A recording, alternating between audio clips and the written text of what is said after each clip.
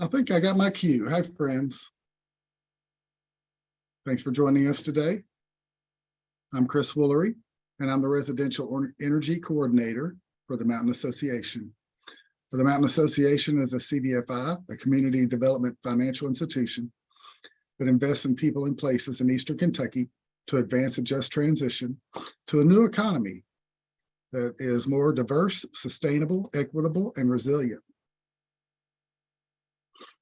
We're thankful for Appalachian Voices and the other place-based organizations across the Southeast that have worked together for more than a year to make this scorecard release happen.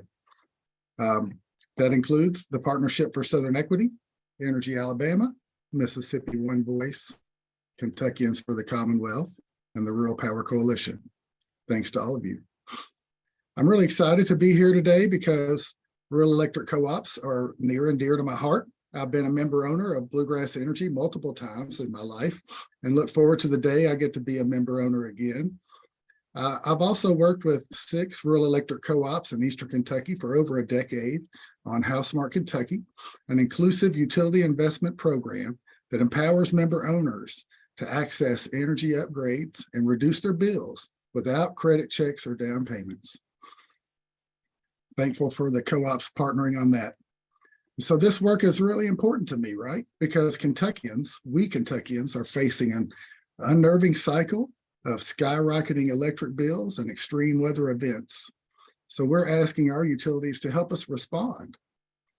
And the good news is that just in the past year, the federal government has allocated unprecedented levels of resources to help co-ops transition to a clean energy future. Access to most of those funds will require robust and well-designed community engagement and benefit plans. We know that now is the time for us to help our co-ops take advantage of this moment to make our homes and communities healthier, more resilient, create good local jobs, and even lower our bills at the same time. And that brings us back to the scorecards.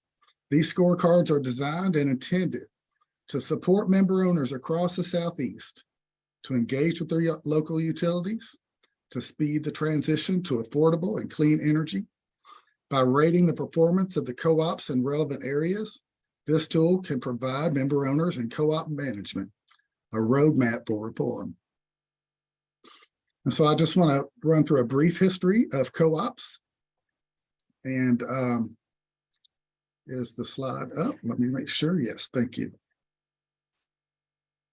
So co-ops were established by the Rural Electrification Act in 1936, and rural electric co-ops have brought electricity to rural communities that private corporations did not find it profitable to serve. So if you'll click to the next slide and maybe click back and forth, you can see the scale of deployment that happened in the late 1930s and early 1940s. And a huge rollout of resources to bring benefits to rural communities. And now you see the rural electric co-op system is vast. It has 897 electric co-ops serving more than 42 million people across 47 states. This unique member-owned structure of co-ops as nonprofit utilities means that they're intended to be governed by their members. And as you'll see on the next slide, they're aligned with principles outlined by the, I'm sorry, I didn't include that slide, but they're aligned with principles outlined by the NRECA, the cooperative principles to help member owners of their community. And so they are serving 90%, 92% of the nation's persistent poverty counties, including many communities of color. And co-op members spend a much higher percentage of their incomes on energy bills. So thanks for bearing with me as I went through the background. And I just want to turn it over to my co-panelist, Rory from App Voices. Yeah, hi, I'm Rory McEmoyle. I'm a senior energy analyst at Appalachian Voices. Did a lot of the data work or data compilation, not the collection. We have a number of researchers and interns who did that. I'm based out of Boone, North Carolina. I'm also a member of Blue Ridge Electric Membership Corporation in Western North Carolina. And I've been asked just briefly to mention that the Alliance, oh my gosh, what does AEO stand for, Bree? I apologize. Advancing equity and opportunity. Advancing equity and opportunity. I apologize. Acronyms are a thing. This work was largely funded by the Advancing Equity and Opportunity Collaborative, which includes a large number of organizations throughout the Southeast. And all of the groups who participated in this project are member organizations of the Advancing Equity and Opportunity Collaborative. Thank you. So I want to talk about the methodology. First of all, this was an extended and highly collaborative process that has gone on over the last year and beyond. It followed the launch of a scorecard for Tennessee and Virginia in prior years, which themselves were inspired by and modeled on other electric cooperative scorecards in Minnesota and the Midwest. And we began through a number of conversations where we worked together to identify the key issues that we wanted to score and highlight, what questions to ask and research, how to ask the question. That was an important consideration throughout the process, given once we started diving into individual co-op policies or practices. And then finally, how to score the responses. And a lot of this work in many of our states was member informed and also performed by the members, particularly in Mississippi, Tennessee, and elsewhere. So we decided to include two overall categories. One is governance, questions pertaining to how the co-op was governed, how democratic it was, and how accessible and transparent it was. And we ultimately decided on 17 different questions across five categories, which you will see reflected in the governance scorecards on the website. Those topics were board meeting transparency, access for members to their board directors, governance and financial transparency, how democratic the bylaws are, and also amendments to the bylaws. And then finally, fair and accessible elections. And within each of those categories, there were multiple questions. And then finally, member services or programs. And that came down to 6 different categories and 16 questions related to energy efficiency, co-op community solar programs, distributed energy policies, primarily how co-ops compensate member-owned renewable energy generation. Monthly fixed charges are a big issue, so we tackled that. Whether the co-op has a medical disconnection policy to protect vulnerable members from disconnection for non-payment who require power to maintain their health and life. And then finally, 2 other programs, whether the co-op offers broadband and allows members to opt out of chemical spraying to manage right-of-ways. Next slide, please. And then, of course, once you have all that together, data collection was the next step. And that was a lot of work by a lot of folks. I just want to recognize that. The first place for collecting data is going to the co-op website. A lot of information is available on most co-op websites. That was an issue for a number of co-ops, though. And also, if we could not find the information on the website, we went to the co-op and contacted the co-op multiple times to, if necessary, to request information or data or get responses to the question that we were looking to answer. And a lot of that data was unfortunately difficult to get, but we made multiple attempts and did everything possible. And unfortunately, where we could not get the data, that lack of information would have potentially significant negative impacts on a co-op's particular scores. And to the scoring, we landed on a 50-50 point split between governance and services. We found both to be equally important. Co-ops are well positioned to provide critical services and support economic development and invest in clean energy resources for the benefit of their members. So we found that to be just as important as the governance aspect of electric cooperatives. So the total points possible is 100. And the priority items that we felt were more important within each category, we gave those categories and associated questions more possible points so that they would have a greater impact on the overall score. And we will continue to review, revise, and rescore these questions as necessary. We're hoping to get responses and input from electric cooperatives, and we hope they communicate with us if they make improvements that will, as a result of this scorecard, that will improve their scores. So this will be a living, breathing project, and just really appreciate everybody's work that went into making this happen.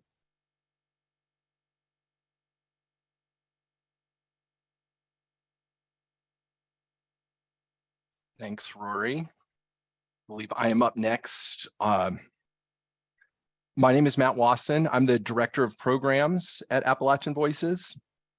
And I led the team to implement the scorecard on this website, energydemocracyall.org. Real briefly, Energy Democracy Y'all is an unbranded website that exists, that all of these groups are partnering in this effort on. It exists to be a real resource hub and connector for people across the Southeast that are working to make their local utilities more equitable, more democratic, and just working for environmental justice with their energy utilities. That's the intention with the website. So let's get into the scorecards. I'm clicking here at the top for co-op scorecards. This is our main landing page, and this has kind of all the information about our main takeaways for the scorecard. And so you can see on the right here, one way to navigate the website is you can select a state. Let's select Alabama, and it will populate this menu with all of the co-ops in Alabama. And so you can choose one of those and go straight to a look at your individual co-op. We won't do that now. We'll scroll down a little further on this page. And here we have that side-by-side comparison of the states. And so you can see there's this color scale from green to red. Unfortunately, none of the states had an average co-op ranking in those green values, but you can see there were significant differences across states. And Karan's going to talk about some of those key regional findings here in just a minute. And here are some of the key takeaways down below that we found in looking across all 172 co-ops across 7 states that are ranked in this scorecard. And finally, there's a page on methodology that we'll get to. But let's so here, if we want to navigate to see how all the co-ops in a state did, I'll just click here on Kentucky as an example, and this takes us to the Kentucky Electric Cooperative page. And this just has a couple bullet points for the main takeaways for Kentucky. That in analyzing all the co-ops across Kentucky, these are the takeaways, as well as some recommendations. There's a fair bit more text that you can click here and see it down at the bottom of the page that really goes into detail about these takeaways and recommendations. Then we created a couple of charts here so you can really look across the state. And so for Kentucky, you can see there's actually a lot of co-ops here in yellow. They got overall scores, only a couple with failing grades, those being Meade County and Tri-County Electric co-ops. But the kind of thing you can do on this page then is scroll down and see that actually they scored the co-ops across Kentucky scored pretty badly on governance issues. A lot of brown and red there, but then if I scroll down to this chart that gives a detailed breakdown of member services that Rory talked about, we can see a lot here in yellow. So Kentucky co-ops in general are doing better on member services than on governance. And then there's the detailed takeaways and recommendations down below. So the next thing we might do is click through to, all of these are clickable on the left, the names of these co-ops. So if I click on Big Sandy here, it'll take us to the page for Big Sandy. And you can see there's a map of the service territory, just some information, how many customers are served, what counties are served. There's links to the website, the bylaws, and their IRS forms. A breakdown of the scores, as well as just some other information that didn't necessarily get into the scoring, like CEO compensation, as well as a demographic profile that just provides information that I think will be useful for local advocates and for environmental justice advocates who are working for reforms at their co-ops. The last thing I'll point out here on this page, you can click this where it says detailed view, and this gets into a lot of details about this tells you exactly how each co-op scored on each of those items. And then if you want more information about what those items are, like what does open transparent board meetings mean, we have this methodology page. And the methodology page is doing a lot of work here. It's talking about, it goes over what Rory discussed, sort of the what and how of the scoring, but there's also a lot of the why we scored what we scored in this page. So I would definitely, if people are concerned about, or have questions about why we scored certain things, I would start here. There's this page does a lot of work. And I'll end it there. I'll just say before closing and handing it to Karan that where we're headed from here, there's still a few, you'll notice some of the maps on some of the co-ops are a little funky. There's a couple other updates that we plan to make, but in general, this is intended to be a platform going forward where we can really, a hub for sharing information and resources. So especially after the Inflation Reduction Act, I would look in the year ahead probably for more things coming out about, say, how co-ops and other utilities are doing on taking advantage of the incentives that were just passed in the biggest climate bill of our lifetimes. And with that, I will hand it over to Karan to talk about the overall findings of this. Thanks so much, Matt. As we bring the presentation up again, I'll introduce myself. My name is Karan Pohl. I'm the policy manager for the Partnership for Southern Equity, a nonprofit organization out of Atlanta, Georgia, that is focused on achieving racial equity and equity for all Georgians, as well as the broader Southeast. So throughout this process, in studying 173 electric cooperatives across the Southeast, our group here has identified 4 key takeaways for the region regarding democratic governance, transparency, energy burden, and policy. So first and foremost, there's a lack of transparent and independent governance. Most electric cooperatives studied have not codified the right of members to attend and speak at regular board meetings or to amend the co-op bylaws. Co-ops should ensure accessible, transparent, fair, and independently administered board elections as modeled by the North Georgia EMC or Shenandoah Valley Electric Cooperative in Virginia. Strong governance mechanisms must be paired with transparent information on finances, board meetings, policies, and programs published on their websites and on member electric bills where appropriate, as shown by Appalachian Electric in Tennessee, Blue Ridge Electric in North Carolina, and Cobb EMC in Georgia. Furthermore, there are a lot of inaccessible member services and programming where they exist. As EMCs support the transition to clean energy, develop broadband systems, and support a host of other critical infrastructure in their communities, they must ensure that these programs are accessible to all member owners. This means clearly communicating what programs and services are being offered, but on their websites as well as on bills, and ensuring that member owners can take full advantage of their membership. Across the member owners, you can see very high energy burdens for low-income members. Low-income member owners face significantly higher energy burdens than their peers across other groups. You can see this in the graph to the right, showing regional average energy burdens, where their peers in the top 2 bars facing 3% in low income and 3% for all income ranges, and then 10.44% energy burden for low incomes, is slightly lower than the EMC groups in the all income and low income categories. A lot of this is due to these member owners not having access to inclusive financing programs to improve their household energy efficiency and install rooftop solar to reduce power bills in the long term. Programs such as Pay As You Save, or PAYS, offer a debt-free financing model that is accessible to everyone, including low-income members and renters. And this has been adopted by top-performing EMCs such as Roanoke Electric in North Carolina and Rappahannock Electric in Virginia. All co-ops should take immediate steps to implement on-bill financing for energy efficiency and rooftop solar. And finally, state policy is a strong foundation to improve EMC performance and may be the key to unlock these improvements for member owners. Standardized policy can close the gap between poor and strong EMC performance through net metering policies, community solar programs, and inclusive energy efficiency financing. This support is desperately needed for a lot of folks to improve their material conditions and really see benefit for all. So with these key takeaways, I'm going to pass it over to Jackson from Energy Alabama. Awesome. Thank you very much, Karan. Hi, everyone. My name is Jackson Tolbert with Energy Alabama. We are a statewide nonprofit dedicated to clean energy education and advocacy, and we're very excited to be a part of this project.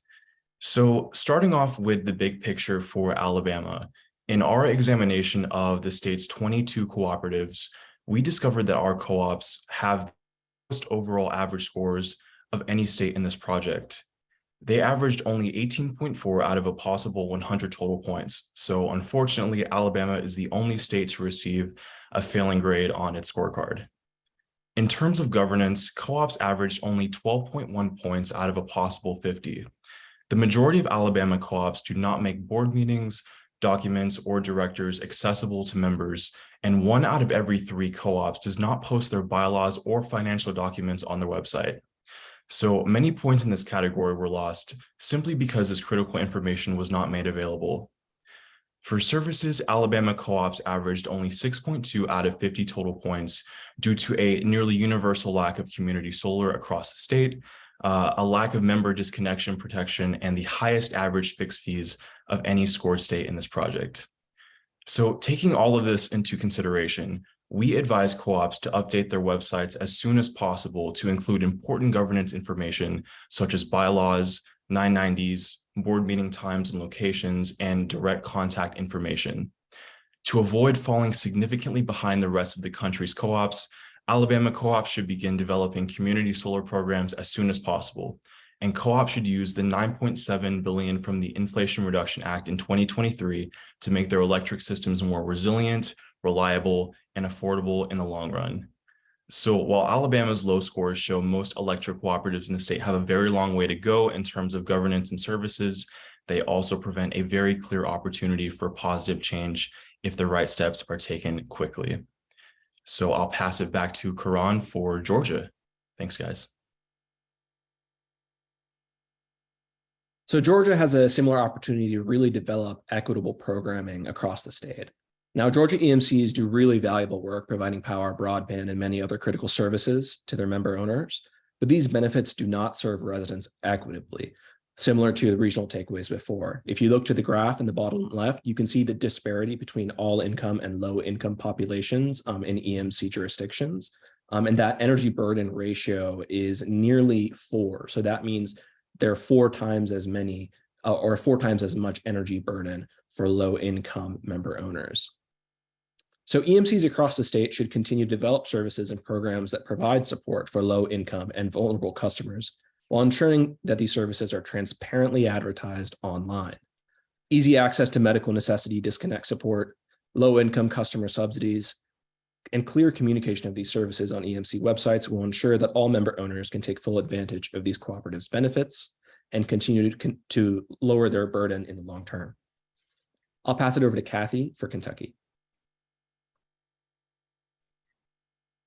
Thank you, Karan. My name is Kathy Curtis, and I am a member of Kentuckians for the Commonwealth, where I serve on the executive committee. I'm also prioress of the Mount Tabor Benedictines, an ecumenical monastic community of women in Eastern Kentucky. My sisters and I are member owners of the Big Sandy Rural Electric Cooperative. Thanks for the show there, Matt. And we are the member owners of the Big Sandy Rural Cooperative, the electric company for the Dwelling Place Monastery, our home. And significantly, it is due to this particular project that we learned that we have a voice and a vote in how our co-op is run. I would venture to guess there's a lot of people who are co-op members and don't know it. I've been asked to share a brief overview of Kentucky's scorecard. We have 24 rural electric cooperatives, which distribute electric power to more than 1.5 million people in 117 out of Kentucky's 120 counties. Collectively, our Kentucky rural co-ops rank second in the Southeast, yay us. But the bar is really low and there is a lot of room for improvement. Our 24 rural co-ops earned an average of just 34 points out of the 100, and no co-op in Kentucky earned above 50%. Their collective scores on issues of governance was just 13 points out of 50. And our rural co-ops scored a bit better on member services, earning an average score of about 20 out of 50 possible points. My takeaway for today is that we need to act swiftly. Rural communities cannot afford for the leadership of our rural co-ops to slow walk needed changes. The Inflation Reduction Act contains vast resources, including $11 billion for rural co-ops to decarbonize the electric power sector by investing in energy efficient and locally owned clean energy systems. Rural co-ops must act swiftly to seize the moment and invest in an equitable, clean energy transition through programs that benefit themselves, member owners, small businesses, and all rural communities. Thank you.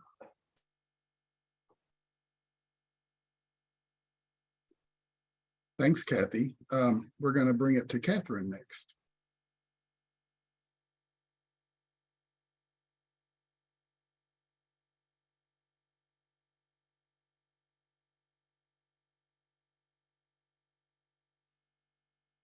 Catherine, you're on mute.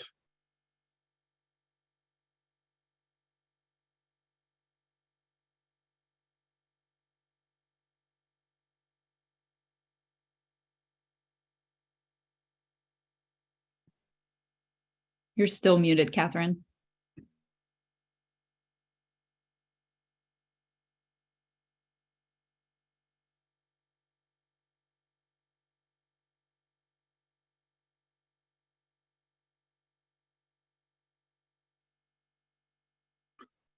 I'm going to ask to move to the North Carolina slide, and we'll try to work on that audio issue.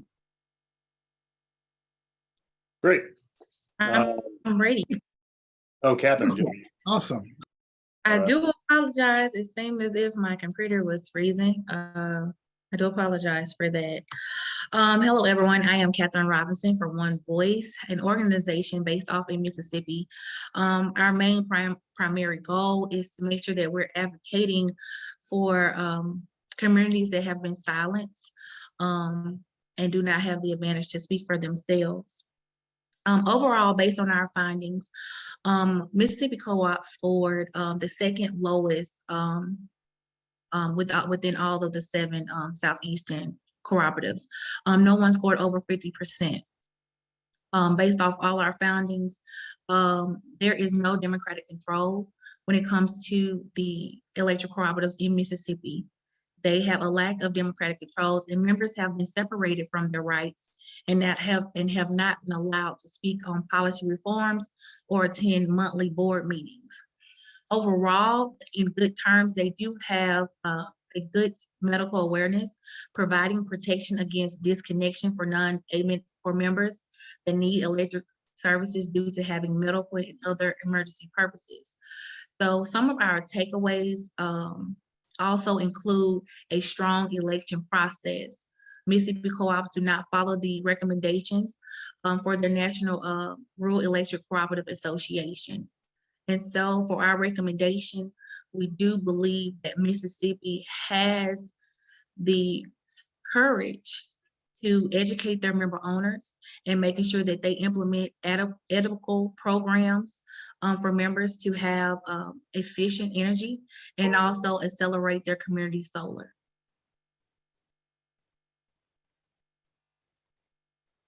And I'll pass it back to you, Karan.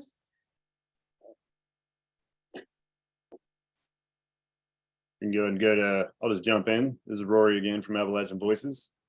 And I do just want to mention that while we're kind of covering the high level takeaways and recommendations on these slides, please do refer to each state's website for more detailed takeaways and recommendations from those state scorecards. For North Carolina, we have 26 electric cooperatives in North Carolina, serving 1/4 of all of the residents in the state, which is a substantial portion. It just kind of highlights the importance of electric cooperatives in the provision of power and also, serving as engines for providing member services and economic development in rural communities.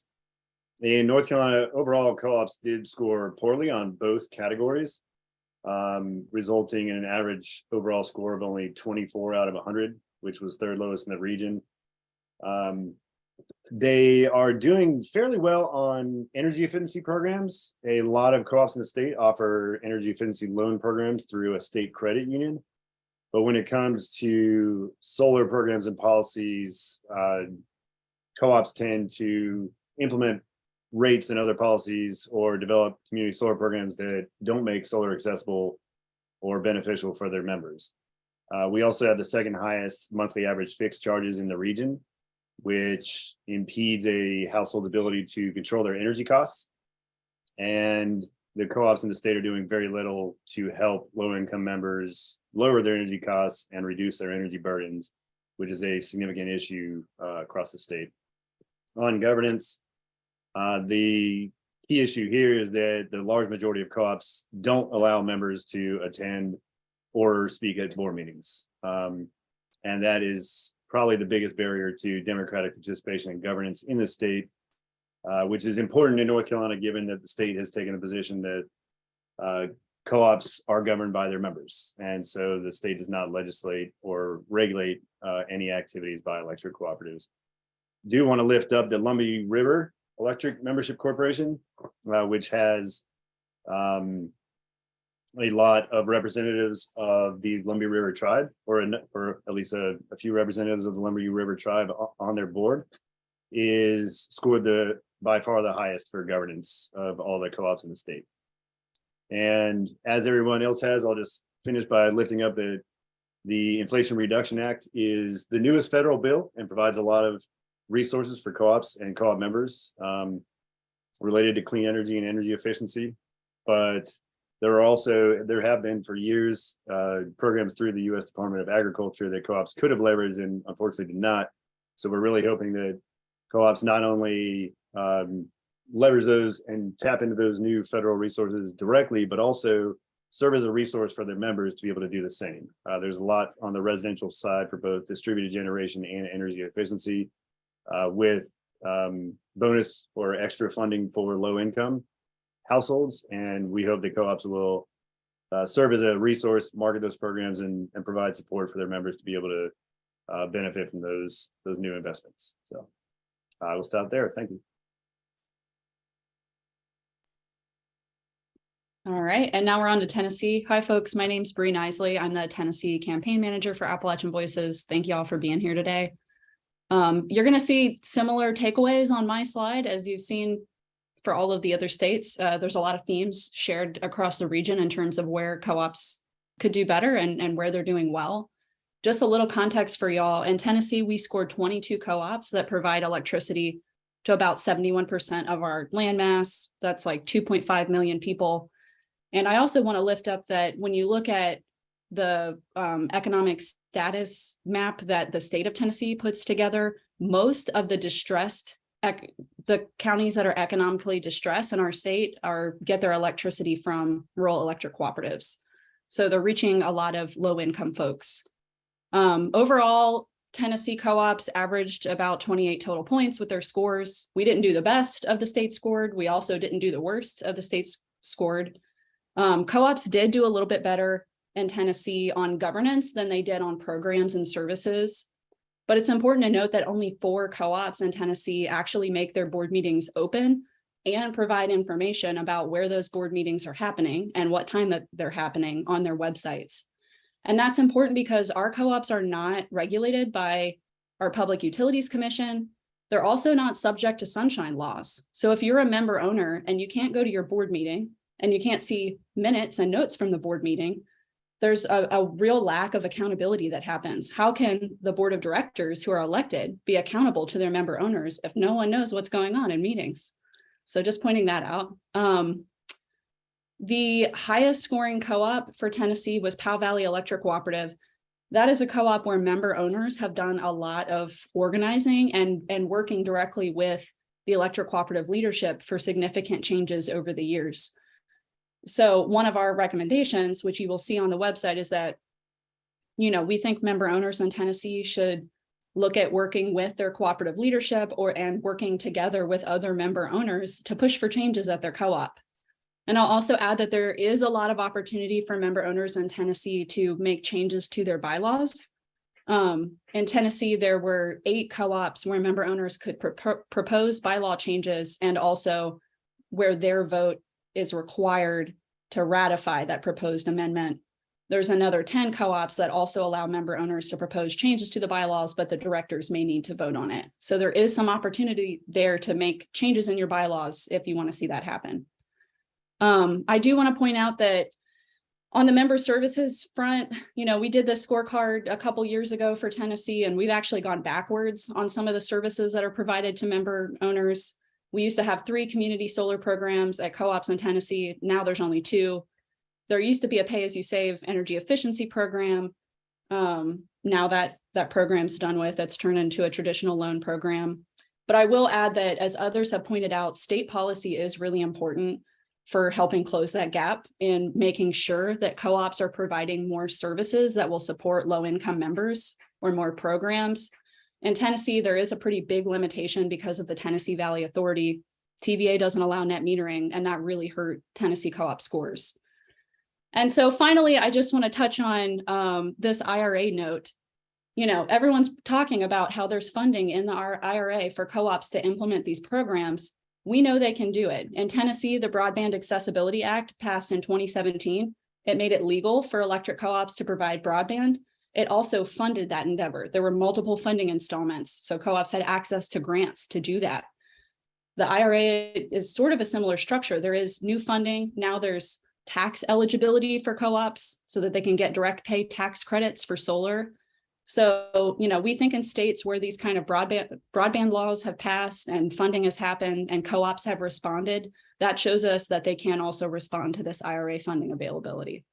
So I think that's all I'll add. And I'll pass it to Emily.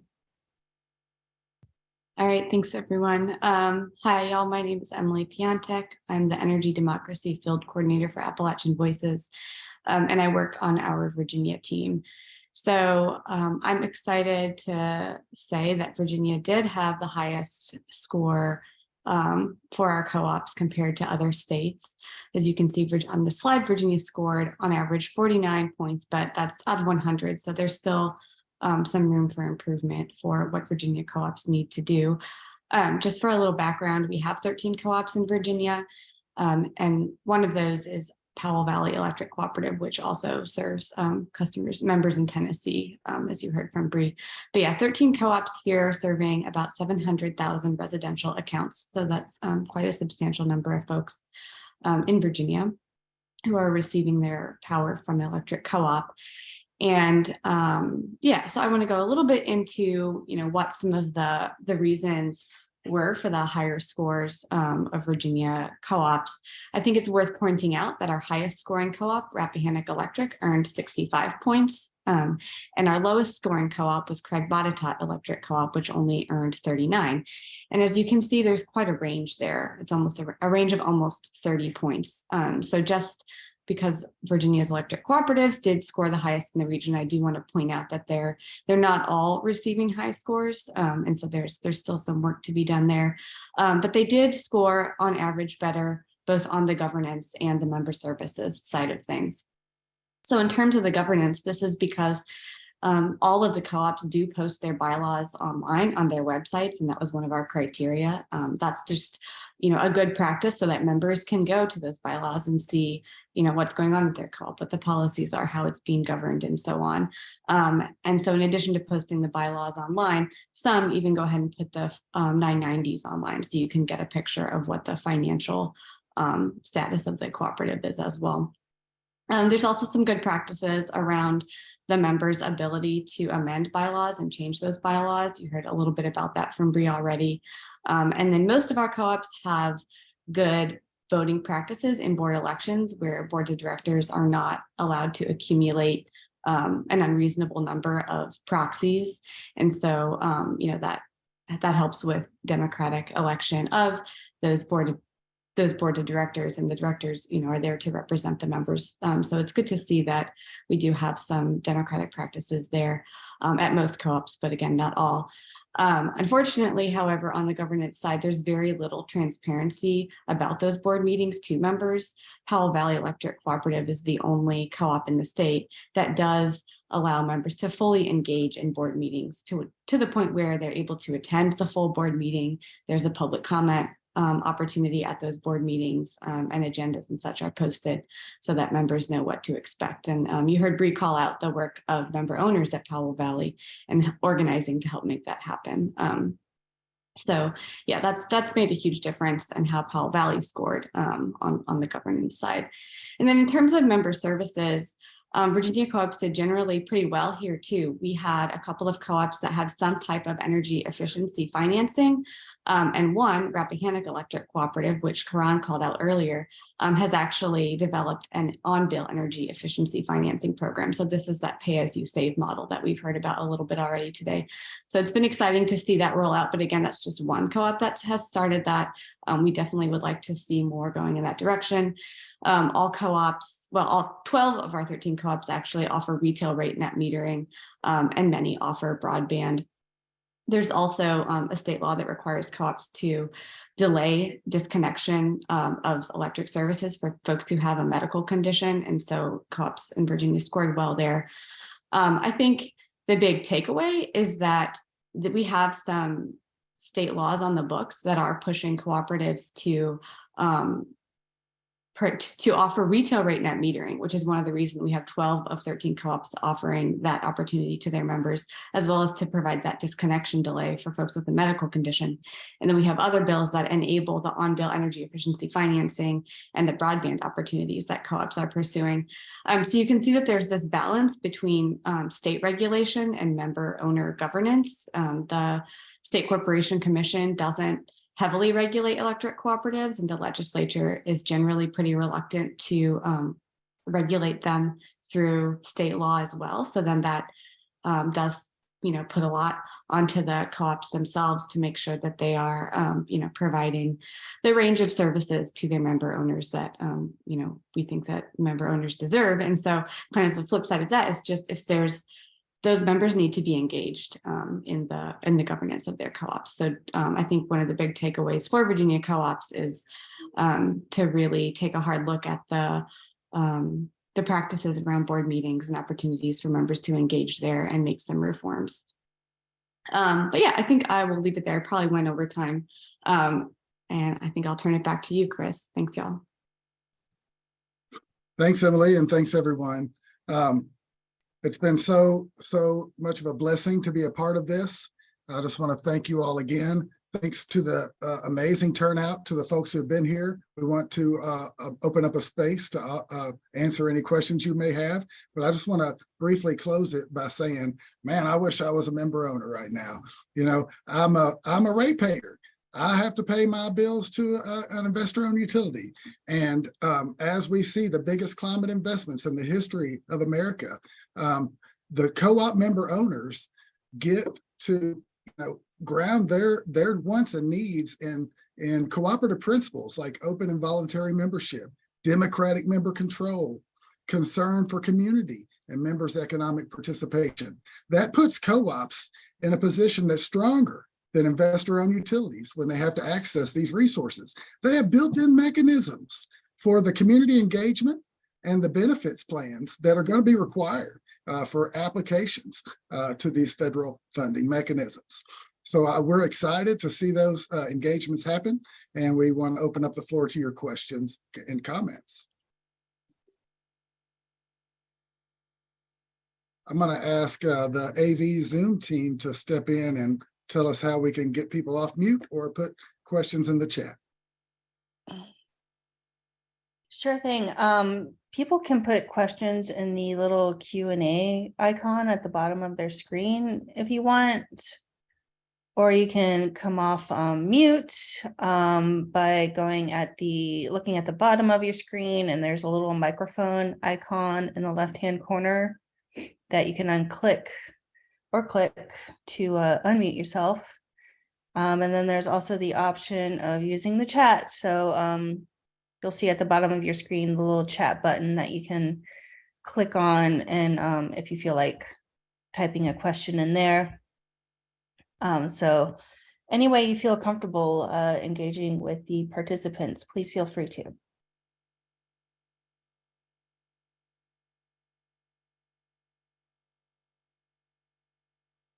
All right, Chris, we have a question here from Al Cross.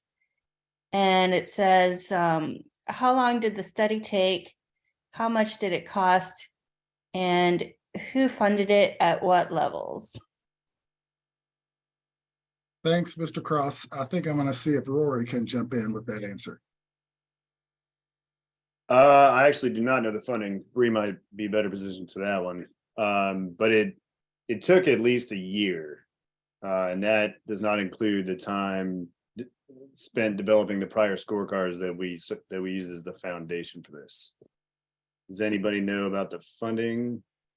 I'll just say, generally a lot of folks across different organizations put in their own staff time and resources to do the bulk of this work.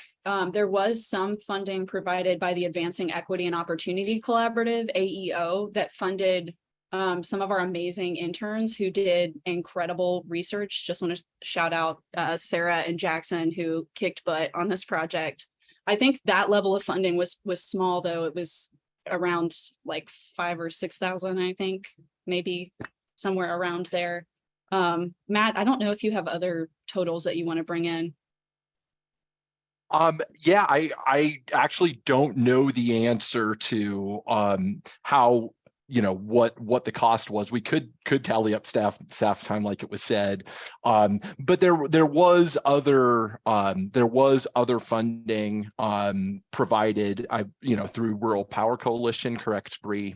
And oh, perhaps not. Okay, but yeah, so not a lot of specific funding for this is, I think, the answer to that.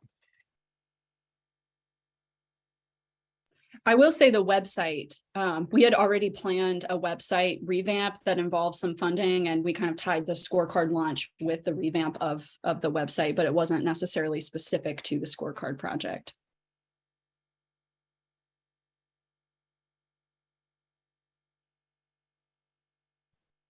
And it looks like Tom is saying that people with verbal questions will need to raise their hands. So at the bottom of your screen, if you would like to ask a verbal question, raise your hand. Just click on that and we'll unmute you so you can ask your question.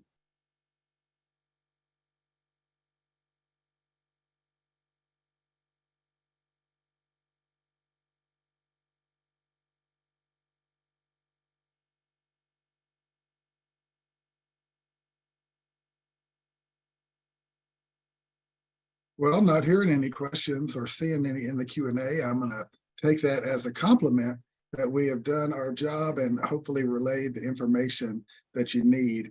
And as an energy nerd from way back, I know it's going to take a lot of clicking and reading to really assimilate what we've got here.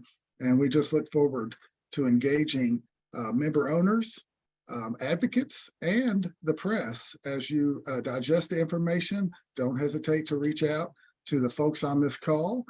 If you have a specific question, a state-specific question, I expect that you will have also received recently some state-specific press releases as well, so you'll know who the state spokespeople are.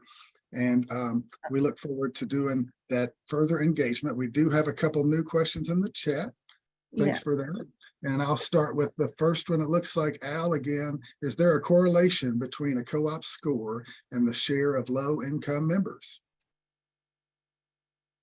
Let me take a first stab at that. Al, actually, so we can calculate the percentage of total residents. So if you're familiar with co-ops, a member is typically a household, and your spouse can be a joint member, but your whole household is not necessarily members. So the way we would look at that from the data is residents, and we can calculate the percent of each utility's the population that they serve that is in the low income category, and we would have to then look at the numbers to see if there is a correlation. We did not do that analysis though, but if that's important to you, reach out to me, Rory at appvoices.org, and I'll see what I can do there.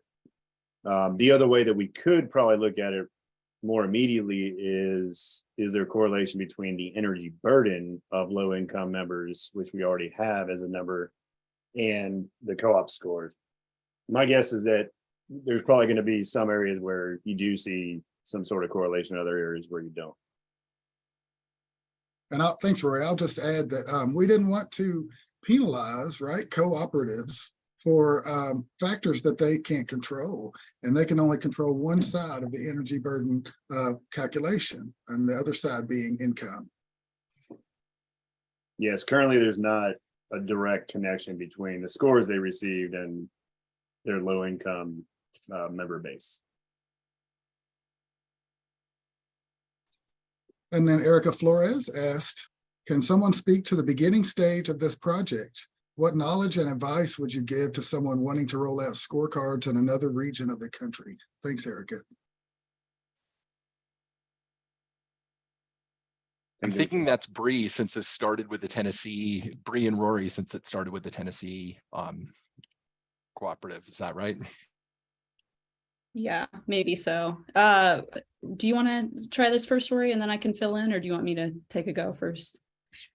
Yeah, I mean, I think first of all that we hope that the scorecard project we did serves as a springboard for other regions of the country, because as we mentioned, a lot of work, a lot of discussion, a lot of thought went into this, and the questions we asked, and just taking a look at that, and also the other scorecards that have been done by Minnesota Cure and the Midwestern group, which I'm not even going to try to screw up somebody else's name right now, because there's different ways to do it. Ours is extremely detailed. Those prior scorecards were less detailed. You know, they picked 10 priority items and that's what they scored. Very simple questions. The Minnesota one, I think, was, is this information available on the website? And it wasn't simple, but it was a lot more simple. And then to work with whatever communities you are, you know, if there's organizations that are already working in the communities where you want to have a scorecard be focused, work with them to see what the priorities of those co-op members are, and incorporate those. And then finally, it would save a lot of time to have all of your databases set up in one location. We had multiple spreadsheets across multiple states, and it was kind of a headache. Don't do that to yourself. Have it all in one central location, and do some research, do some testing research of co-op bylaws. You know, once you have a good sense of your questions, go look at what their policies are, because I think that'll save you a lot of time on the back end, having to make revisions. You know, once you're starting to think about a certain co-op's policies, say around medical disconnections more, you won't have to go back and rescore things. We had to do that a few times, and I think it was for the better, but just make sure you're set up on the front end and fully ready to go as much and informed as much as possible. Anything to add from other folks involved? I would add that another really key point to success here is, at least for each, if not for the entire project, but for each state, having a core team of researchers who are doing all of the research throughout the duration of the project is really important for consistency and how the research happened and how things were scored. So there were times in previous years when we've done these scorecards where we transitioned who was taking on the research at different times, and that just led to a lot of confusion. So having a clear, dedicated team of researchers who are doing it until it's done is really the way to go.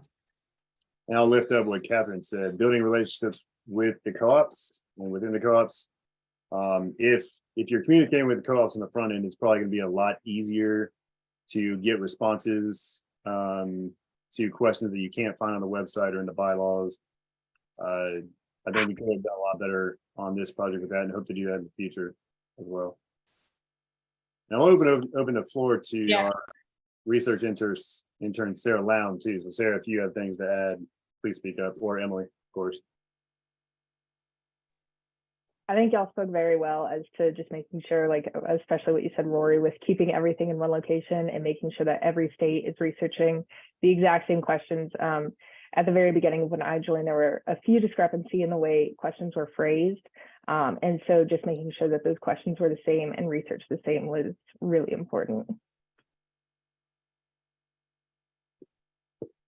Y'all, I can't overstate how appreciative we are of Sarah and the folks who did this research. We tried in Kentucky to do the research with some volunteers and some of our own capacity. And I can tell you, my first bit of advice would be, do not underestimate how much capacity it will take to pull this off. Go out and find some funding. I think you'll find that folks are willing to fund this work. But I think we kind of underestimated it just a little bit, and it really takes a lot of dedicated capacity. And the folks that put in the work really had to jump over a lot of hoops and make a lot of calls, and we're very thankful for them. I think Matt had something to add.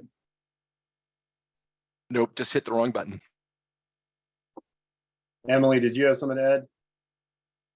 I sort of cut you off earlier. Oh, I had just wanted to lift up Catherine's comment earlier about communicating with the co-ops. I just think in the Virginia context, being able to hear directly from many co-ops just on points of clarification was helpful. And then also they flagged in a few places where they're in the process of reviewing a policy or considering a program. So it kind of plants the seed in my head, at least, of, oh, we'll need to go back and provide an update on the scorecard, and follow along and see what's being changed. So just, I think that was a good point. Thank you, Catherine. Yeah, and this is Catherine. And so that end, I will definitely say building the relationship is a key component, especially getting to know the residents within those electric cooperatives, try to build a coalition team that can actively go out into their community and speak with those residents. Like what Roy said, you need to have all the information that we collect that came from the bylaws or came from members. And the bylaws are really hard to get, especially in Mississippi. A lot of our bylaws were on the website. However, we did have to reach out to residents within those electric cooperatives to get those bylaws. So making sure that you have those key relationships is very a vital component to making sure that you collect all the data.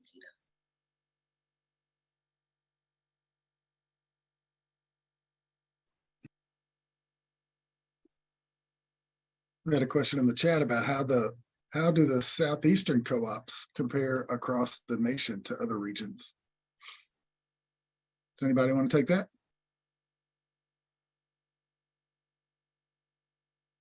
I'll just say briefly, we don't know of any other regional scorecard projects, so I don't know if we can respond to that directly. I will say that just from an energy burden standpoint, because I think that is a partial response, the Southeast region has, the highest energy burden, which is the percent of household income spent on home energy costs. We have the second highest energy burdens of any region in the United States. The Northeast, where gas prices in the winter are extremely high, has the highest. And so that's not a response, but it's the only thing that I do have to compare with other regions.